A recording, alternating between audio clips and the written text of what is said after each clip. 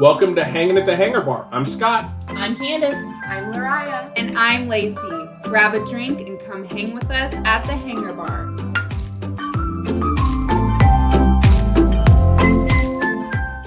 Hey everyone, welcome back to Hanging at the Hangar Bar. We are so glad you're here. In today's episode, we are going to be discussing wait times at Disney World, and we're going to talk about wait for food and drink, wait for merchandise, and wait for rides and attractions. Where do we want to start? Do we want to? Let's start with recent news because I'm still kind of we're recording fairly. You're fussy about that, yeah. I'm still being fussy about what people will and won't wait for, that kind of thing. So we're a little bit late on this news by the time this one releases, but you may recall the Figment popcorn buckets. So the Festival of the Arts opened, we're recording this in the middle of January. So it opened just this last week, right, Candace? Correct. Like on Wednesday or Thursday, something like that. Correct. And the buckets went on sale on Friday. So first of all, these are plastic buckets, popcorn buckets shaped like Figment. Super adorable. Super cute. We can put a picture of one up on our Instagram as we advertise for this podcast. First of all, Disney is selling them for $25 for a plastic popcorn bucket that has maybe 5 or 6 handfuls of popcorn in it. Ridiculously expensive. But there were some people that decided these Figment popcorn buckets were the thing that they had to have, or they were the thing that they needed to sell. So there were lines on the first day of Festival of the Arts lined up at the one kiosk where you could get these Figment popcorn buckets that stretched upwards of an 8-hour wait to get a popcorn bucket for $25. Within an hour of park opening, these popcorn buckets were up on eBay selling for a buy now price of $200. There were auction ones that had been driven up to like $300 or $400 within a couple hours of park opening. To me, that's just ridiculous. Just makes my blood boil. Other thoughts on the stupidity of Disney fandom sometimes? Well, I think we talked about this during the episode shortly after the 50th anniversary, where people were selling the commemorative maps that Disney was giving away for free at the parks for exorbitant amounts of money on eBay. And not only the 50th anniversary maps, but the park maps themselves that you can just grab as you're walking in.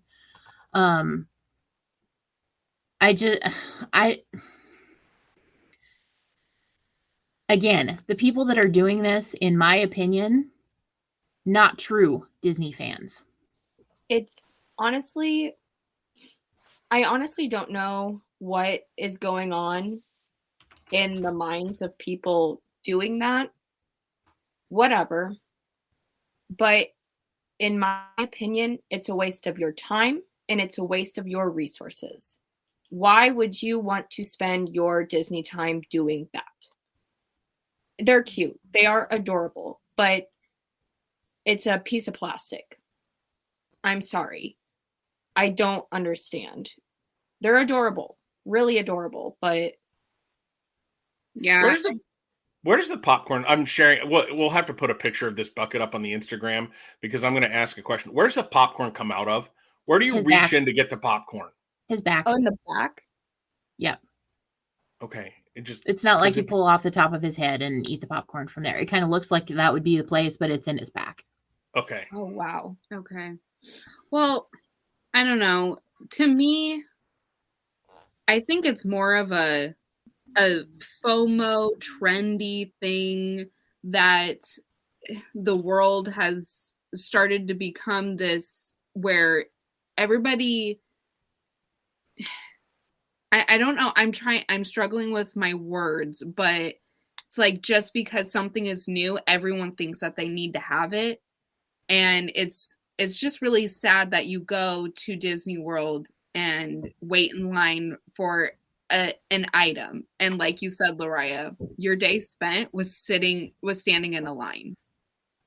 memories, having fun is more valuable to me than things. A piece of plastic. Yeah. Like if we went to Disney World and I didn't buy a single thing, but I had a really good time, that to me is way better than having things. Like, to be honest, I wouldn't even wait 8 hours for any ride. No way. And it's just crazy to think that they're going to wait in line probably to buy 10 of them and sell them and make $800. Was that worth it? Well, and like they did with the merchandise for the 50th anniversary on October 1st, they had pins and all that kind of stuff that were specifically for October 1st. And the Emporium on Main Street, USA had a line and a virtual queue even that went all the way back to the Castle Hub and all the way back down Main Street. And people were getting in fist fights over merchandise in front of children. I mean, talk about a bad look. That's just, no. You can get. Yeah. Yeah. Yeah. So one good thing, I pointed this out in a Facebook post shortly after. One of the good things that came out of this is you see the good of Disney fandom sometimes when stuff like this happens. So within hours, there were hundreds of these things available for sale on eBay. Within about an hour and a half, somebody had taken and drawn a bad sketch of the popcorn bucket on like a bar napkin and put it up on eBay, and all the proceeds for that went to were going to go to charity. The price for that was like the highest I saw it before eBay took the auction down was like 10 grand. Because Disney fans were like bidding up this little thing, making fun of all of these people that were willing to pay $200 for a plastic popcorn bucket. I think eBay took that auction down probably because some of the bidders may not have been actual bidders that were driving the price up. But just now you can go out there and you can search on eBay for bad drawings of Figment, and you can buy like people's sketches of the popcorn bucket, just making fun of the people that are out there buying these popcorn buckets, which I think is absolutely hilarious. That is so funny. Yeah. So what's I think, Lariah, you said you would never wait in an 8-hour line. What's the longest line you would wait in? For what? Anything. Oh, for anything? Well, I would say just because the rides or the lines for rides especially can get pretty extensive. There are certain things I would wait at least 2 hours for. I don't really have a problem waiting in a line, and you do a lot of that at Disney. You have to expect that. And you have to plan around that. But I would say probably 2, maybe 3 hours, depending on what it is and how much I want to do it. So let's explore that a little bit. What would be your 3-hour wait time? What would you be willing to wait that long for? Flight of Passage, which is usually around that time length. I would definitely wait that long. Honestly, Pirates, that's my favorite ride. Must do. I will wait in that line. And Expedition Everest. So what I just heard you say is you'll wait in lines that have interesting queues. Because all 3 of those rides have queues that you can spend time in and explore and actually enjoy. And I think some of it too is it's easier to wait in a line with friends than it is by yourself. If I'm there by myself, I'm not waiting more than half an hour for anything, probably. By myself is a different story. It just gets boring. There's only so much looking around you can do before somebody calls you creepy. And, and then, but like when you're with friends and you can chat and point out the things that you're seeing and make fun of the people around you and that kind of thing, it just makes waiting a little bit easier. The ride that I actually will never go Genie Plus or Lightning Lane, whatever they're calling it now, Fast Pass Lane, I will never do the fast pass lane again for Seven Dwarfs Mine Train.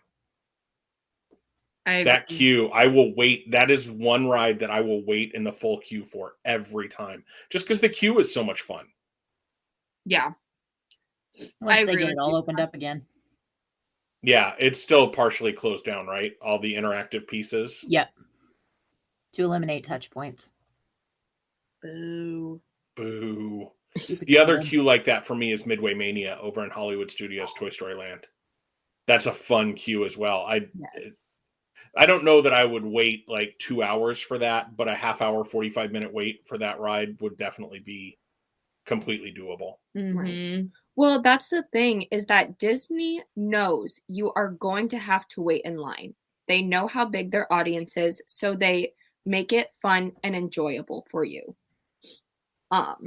So they got that part covered. As long as you're willing to be a part of the experience and enjoy your surroundings and pay attention to the details, it's going to be fun, even if you're waiting in a 2-hour-long line. Yep. They make sure of that. Yeah, and I think you just said it there. Be willing to be a part of the experience. If you just go there expecting just to do and be entertained, you're not going to have a good time. Honestly, I believe that. If you are expecting Disney to entertain you every moment of every day, you're not going to have a good time. But if you let yourself be immersed in Toy Story Land where you're the size of a toy, and you just sort of look around and notice all of that. In the queue, you interact with the things that are there to be interact with. You spend time to watch the live entertainment. Like, even if you don't like to get up in front with the Harambe dancers, just watching them, be immersed in what they're doing. The drummers over in Toy Story Land, the Green Army Men drummers and that little show. Those little shows that pop up here and there are the best parts of Disney, in my opinion. And I would wait for those. The cast members that do those performances, they work hard. They're very, very gifted and talented people. And I think they're underappreciated for what they're doing. Because, I mean, yes, you have to have a lot of love to be willing to sign on to do something like that. But then to do it multiple times a day in heat and then just get walked by. I mean, yeah, they everybody has their own reasons for what they do, and that's fine. But I think especially the live entertainers and performers deserve some recognition and deserve 5 minutes of your time and some appreciation. I agree. Yeah, and incredible. Yeah. That's one of the things about lines in Disney that drive me nuts. People are so quick to say, I have to go to wherever the next lowest wait is, that they miss the point of being there. And it just, look around. Like, that's my big thing. If you're a first timer going, or you've been there a million times, just look around. You're going to notice something you haven't seen before. Right. You're going to find things that you didn't know existed. And just immersing yourself in those moments it's what makes Disney Disney. But trying to beat that line, like this is a great conversation, because to me, it's not about how long the wait time is for a ride. It's you have to figure out what you want your trip to be. And I guess I can't begrudge the people that just want to try and do every ride in the park with as little wait as possible. I just feel, this is going to sound really condescending, but I just feel bad for them because they're missing so much. Yeah. By not waiting in line, not being like, and Candace and I have joked about this before when we've been watching Disney videos on YouTube where somebody's like, oh, this place only has a half-hour wait, but this ride has a 45-minute wait. So I'm going to go over here for the half-hour wait. And we look at one another and we're like, it's a 20-minute walk over there. So you just waited 50 minutes for a 30-minute wait when you could have just stood in that line for 45 minutes. Why? Yeah. And but is your system score right? And is your trip going to be so much worse that you missed out on one ride because of a wait time? You know, is that the point I'm trying to make? Well, I just mean that if you're going there And let's say you did that, like you decided to go into that 30-minute wait line, but then the 45-minute wait line just keeps going up and up, and then you missed it entirely, you know? Was it worth that? Or it just, I don't know, it just stems down to, and we're swaying a little off topic here, but we've discussed this before, where it's just like, you're gonna wait in lines no matter what. That's why you can never predict how long lines are going to be for certain things. So you should just go with a very, very small itinerary and just take it, you know, little by little each day, and just do the things you really want to do. Yep. That's a great point. Like, get your must-dos down on a piece of paper if you need to, and make sure that those are included in your day, and just look at everything else that you get to do as a bonus. But if you're in transit from one of your must-dos to the next one, and you see something in the middle of it that has like little to no wait, go ahead and do it. But there you go. That's a bonus. And you wouldn't have maybe gotten to do that otherwise, but you were there, you took advantage of the moment. Bonus attraction. Boom. Right. Yeah. Well, one line that we did wait in line for, and you already said this, Scott, was for Seven Dwarfs. And I think that us three, when we actually waited in the line for 90 minutes or so, the ride ended up being so much more enjoyable, because we were waiting in line for this like pretty new, because I don't even think that fast passes were available for this ride yet, because it was so new. And so we were all so excited, and the queue was just so much fun, and you interact with other people and all of that. It was totally worth it. However, we've said this before, Scott and I waited in line for Peter Pan. I can't remember the exact ride name. That was not worth it. But it's still the experience, you know? And, you know, we might think back to other people and go, why would you ever wait in a line that long for that? But, you know, that could be a must do for someone else. But I don't know, if you wait in line, I think that some things are worth it and some things are not. And I personally think that a popcorn bucket is not worth waiting 8 hours in line for. I personally would not wait 8 hours in line for anything at Disney World. And I think you said that as well. Yeah. And we also discussed about that bakery, Gideon's. Yeah. You're waiting hours in line for a cookie? If that's something that you really want, you went to Disney World for that cookie, wait in the line. I'm not going to do it, though. I don't think so. Yeah, if I'm going to wait in a 4-hour line for a cookie, it better put itself into my mouth. I would say if I lived closer to Disney World or in Florida, maybe. But when you get to Disney, it's all about the time.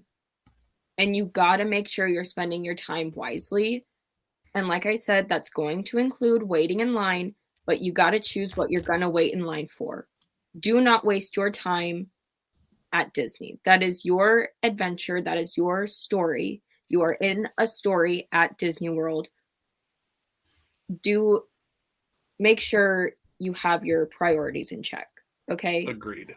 And I'm a cookie. I'm sorry. They look delicious. Not about to do it. Okay.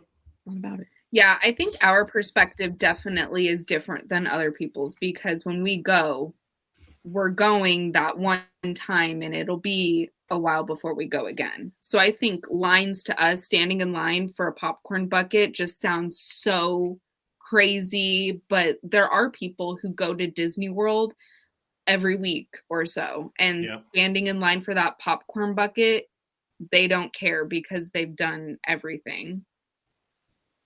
I don't know, though. I mean, I hope that someday in my life I live close enough to Disney World to be able to go every week, if not every day. I said it. I don't know that I would waste an entire day, even at that point, for a plastic piece that I have to worry about storing somewhere in my house. And then what do you do with it? Yes, you sit it on a shelf, but it's still going to collect dust because you don't walk around your house eating out of a popcorn bucket. Or maybe you do. I don't know. But that's not something that I would want to go spend my 8 hours on. There's other things that I can do, including walking around Disney Springs and hanging at the Hangar Bar. That's right. That's right. And like I wonder if people are thinking like that popcorn bucket is like a speculative investment kind of thing. Do they think that in 10 years they're going to get $1,000 out of that? What's going to happen is you're going to pay $200 for that today, and it's going to end up in a landfill. You're going to have it on a shelf, and eventually somebody's going to look at that and be like, "What the hell? Right. Why?" And then you're going to throw it away.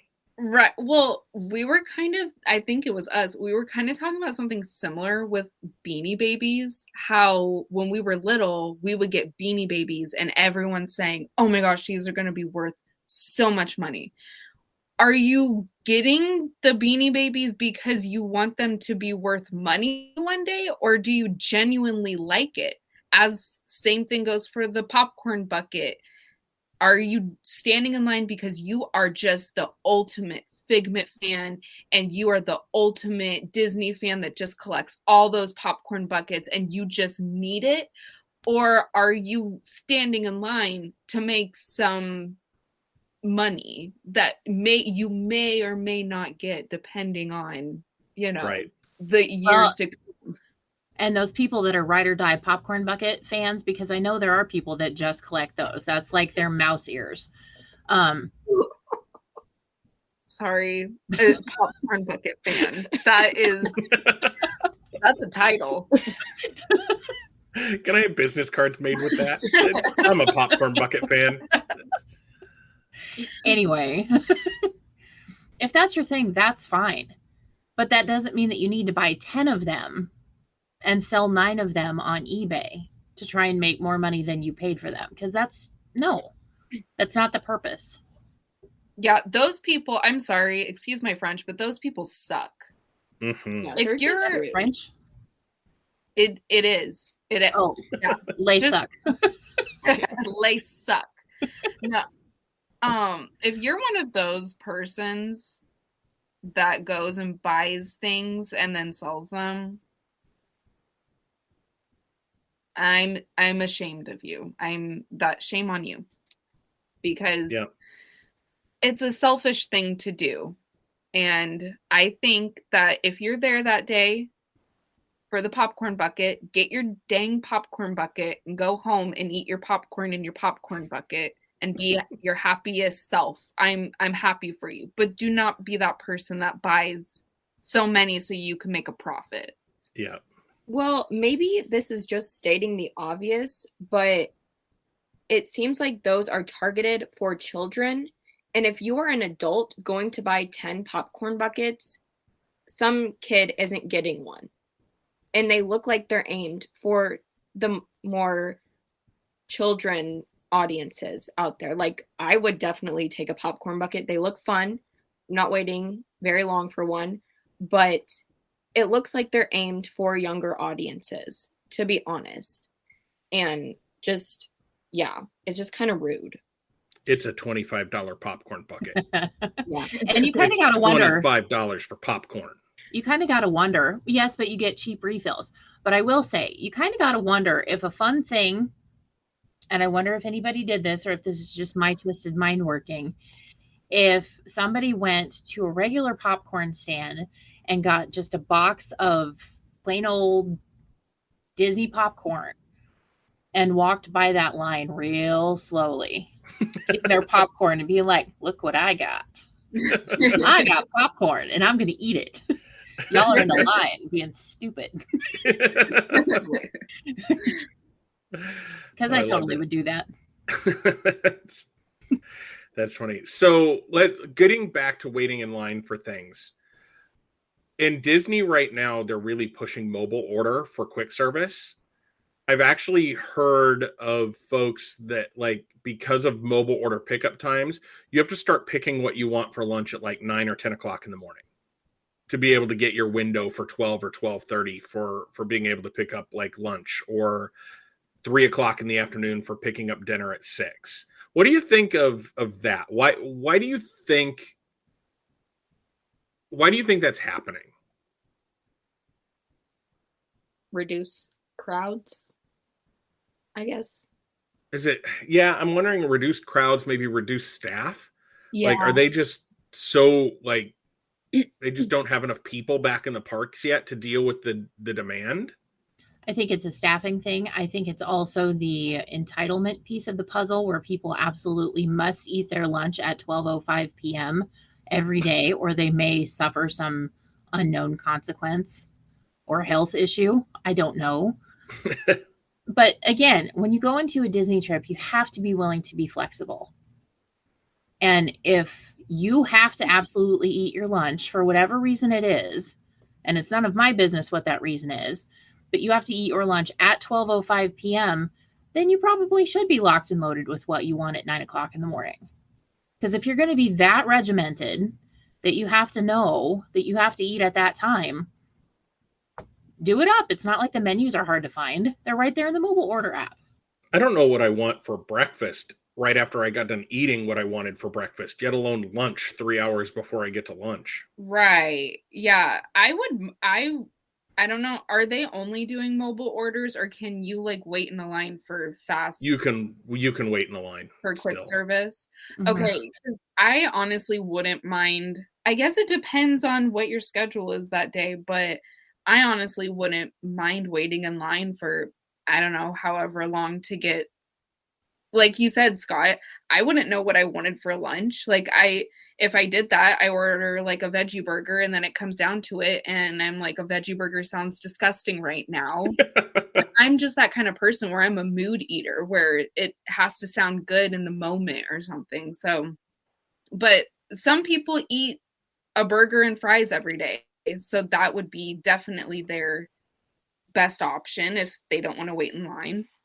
As long as they're not at the one stand at the Harambe Market in the Animal Kingdom at 10:30 in the morning, Wanting a cheeseburger wanting a cheeseburger.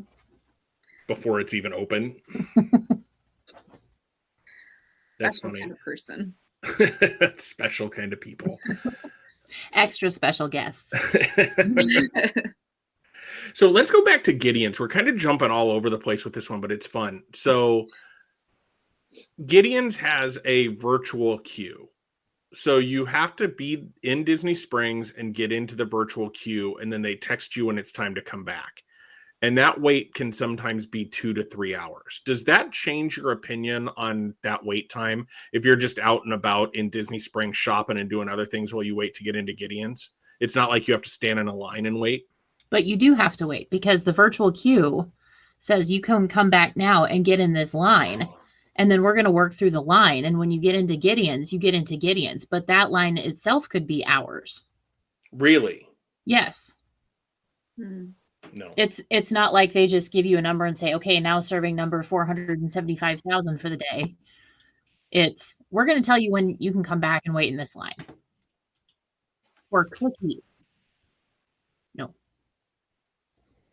I don't know. I don't know, because I don't know if any food item is really worth the wait, that long of a wait. I don't know. And I don't know. It's just like so crazy how hyped up things get. And I want to know how it starts.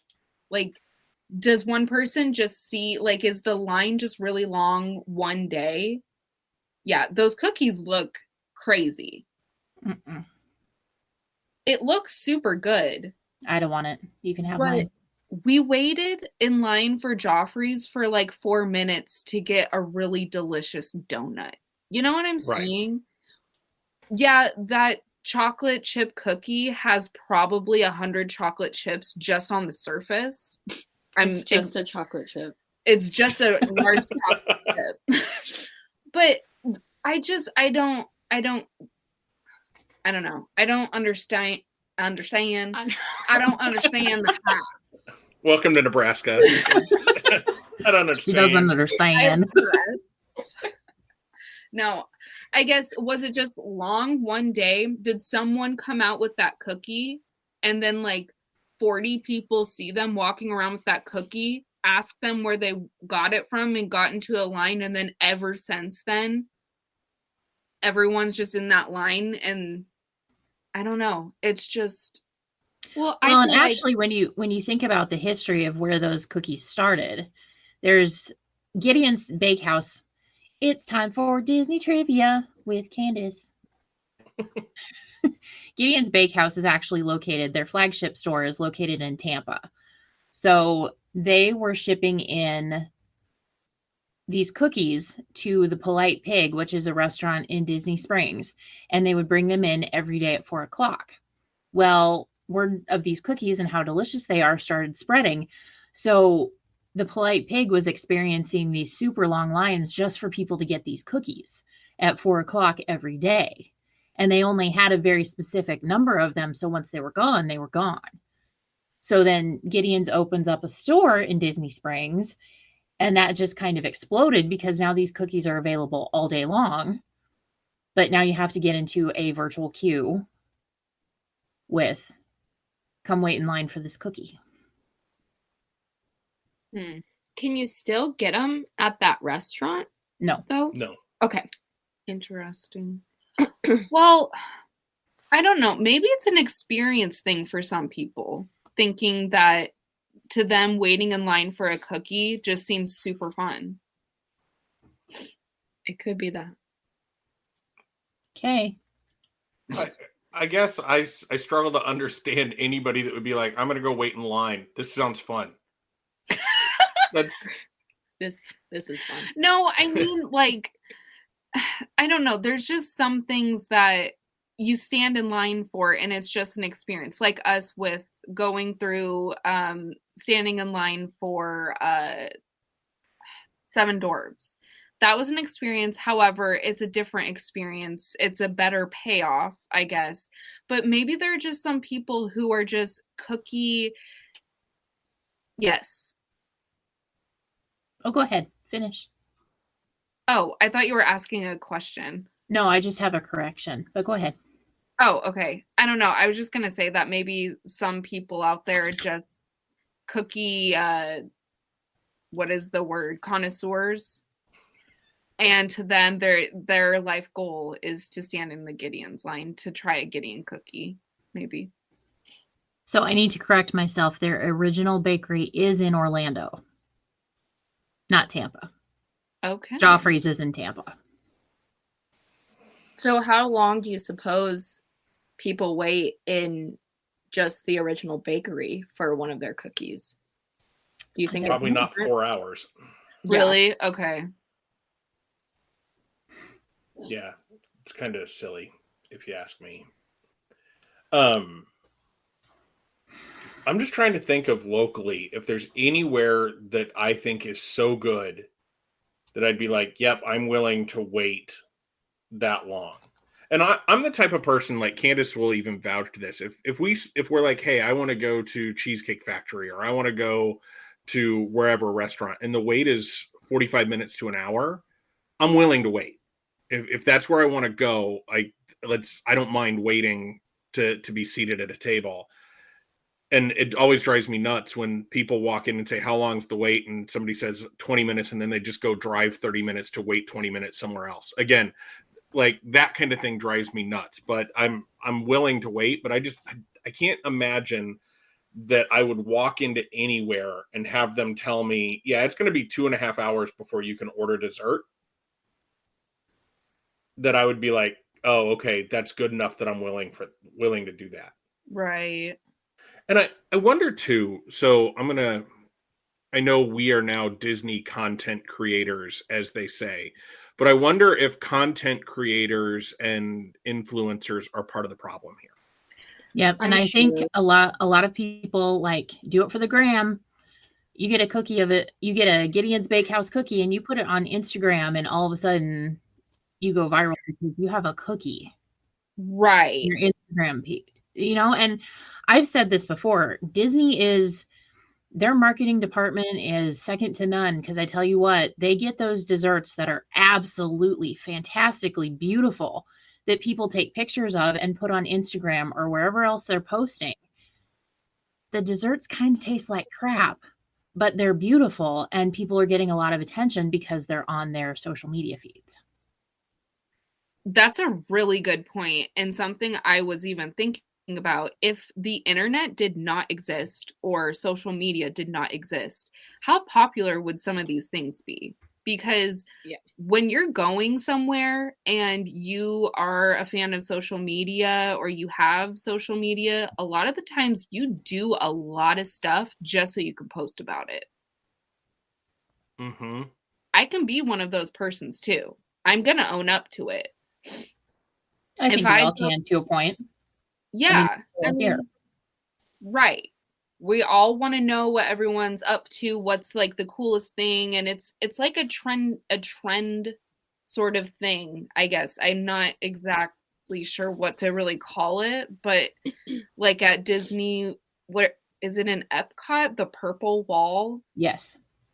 Yeah.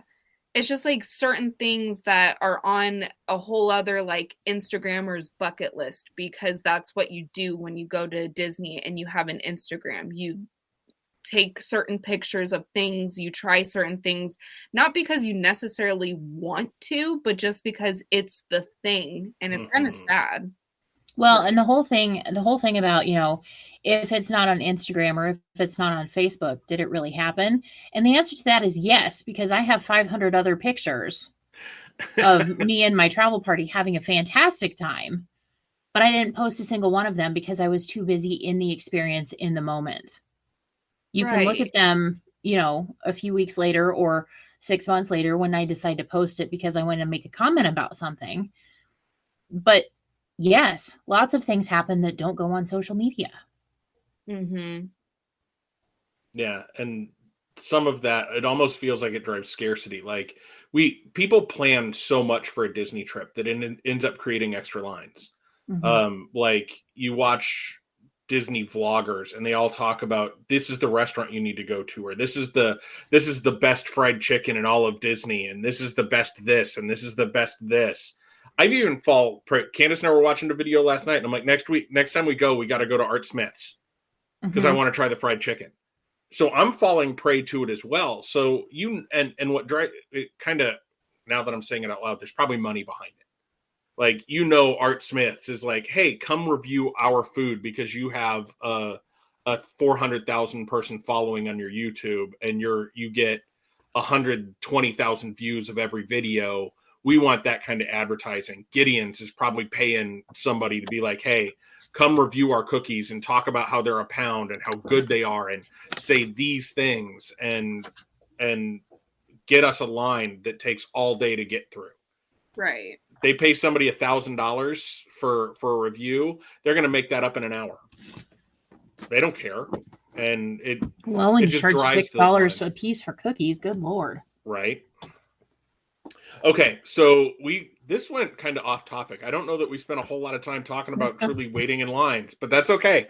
It was a great conversation, and I think that seems like a good place to wrap it up. Again, find us at our Instagram at Hanging at the Hangar Bar, Facebook, same name. We'd love to interact with you and have you be a part of our group. We will look forward to talking to you really soon, and always remember, there's a great, big, beautiful tomorrow. See you real soon.